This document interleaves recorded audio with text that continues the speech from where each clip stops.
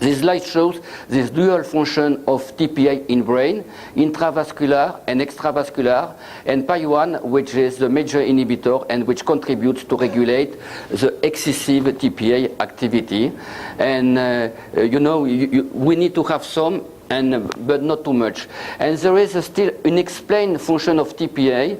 It is in some cerebral thrombosis, TPA can contribute to augment the size of the blood clot in vivo, and in knockdown mice, this blood clot is lower than in wild-type mice.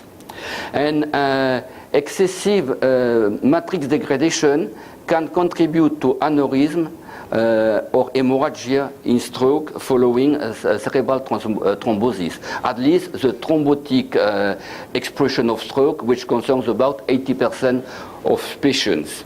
Fibrinolysis has also an important role in this disease, multiple sclerosis, in the nerve ends, axon ends. TPA has been demonstrated to concentrate in demyelinate axons, but it retains little activity, and fibrin deposits develop on axons, which contribute to decrease the nerve function. And this lack of TPA activity, despite its high concentration on axons, is explained by an excess of PAI-1 activity, not of neuroserpine. Neuroserpine, which is the normal inhibitor of on nerves, is not involved in this case. And we can notice in this disease very high amounts of TPA complex with PAI-1.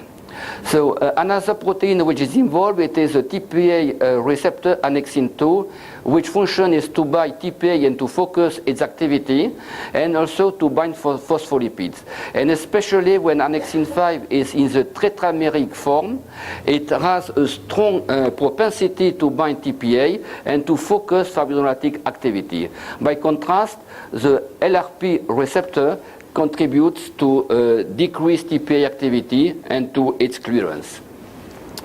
I come back to Alzheimer's disease, where a deficient fibrinolysis is probably a factor of severity in disease evolution. TPA is synthesized by neurons and microglial cells, and it stimulates fibrinolysis in brain. When there are beta amyloid aggregates, especially the 42 subtype of beta amyloid, which tends to form aggregates, so it behaves as a fibrin activator. It behaves as the fibrin for activating TPA, and normally activate TPA contributes to activate fibrinolysis, which contributes to clearance of these aggregates. But when it is deficient in Alzheimer's disease, and this deficiency is due to an excess of PAI-1 and then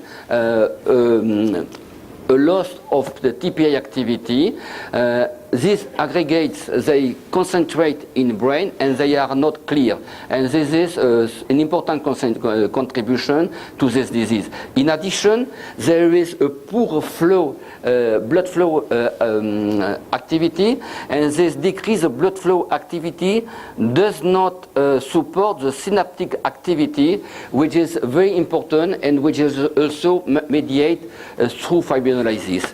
Lastly, the last application of fibrinolysis will concern cancer, and cancer promotes fibrinolysis because it can synthesize fibrinolysis activator and receptor, and this activate fibrinolysis favors cancer cells metastasis and progression through mainly urokinase plasminogen activator and its receptor and MMPs.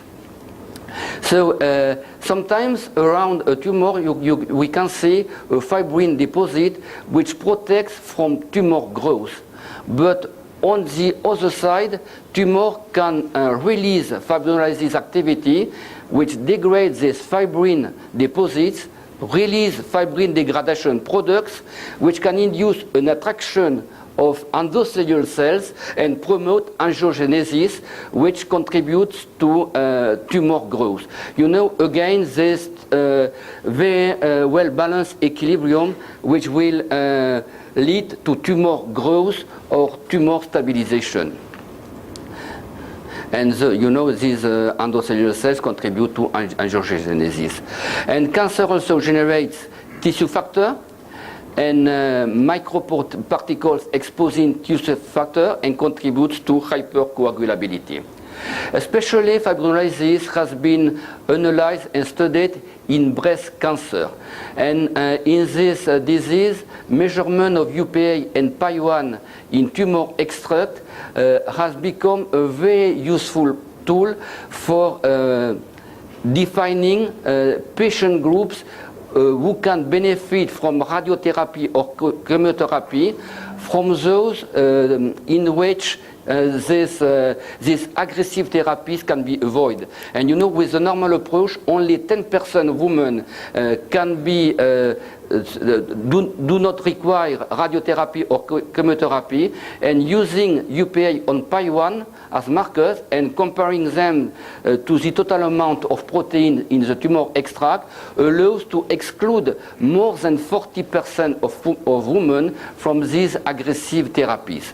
Brain cancer also synthesizes annexin 2 and TPA, which favors cell migration and neoangiogenesis, as it has been recognized by a very recent paper.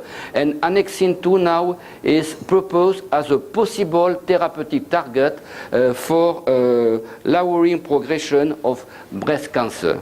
This slide therefore summarizes the new emerging markers of tumor invasion, UPA and PAI-1, or their complexes, as it has been proposed by a Danish group.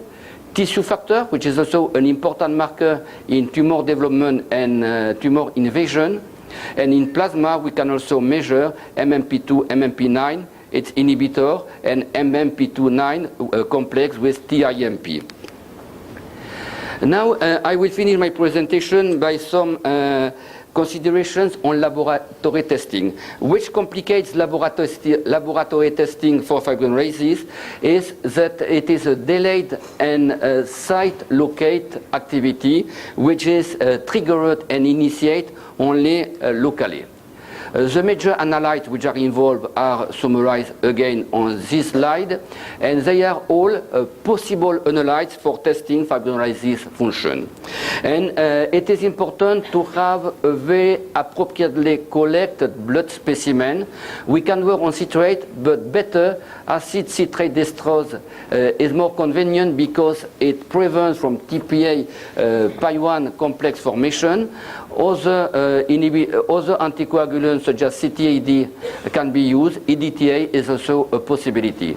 It is important to process through a clean venipuncture and to avoid platelet activation in vitro because it can release in vitro TPA.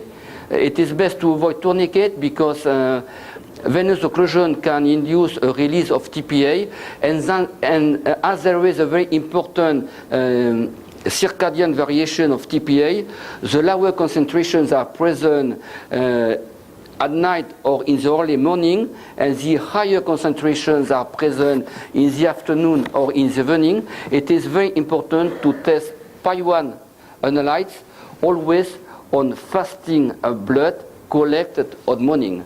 And in this case, there is a very stable concentration of fibrinolysis analyte in individuals.